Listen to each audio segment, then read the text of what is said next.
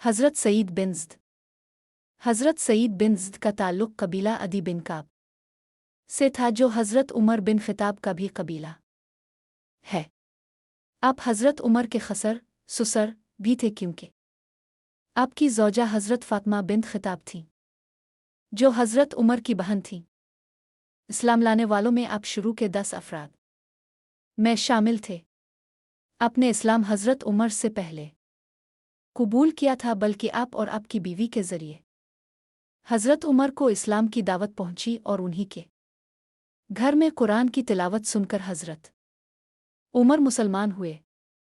एक औरत ने उन पर इल्ज़ाम लगाया कि उन्होंने इसकी ज़मीन पर कब्ज़ा किया है।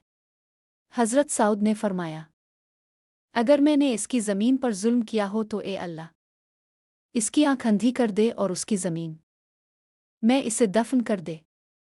वक्त के साथ वो औरत अंधी हो गई और ज़मीन में गिरकर हलाक हो गई। यूं अल्लाह ने साउद की दुआ कबूल फरमाई।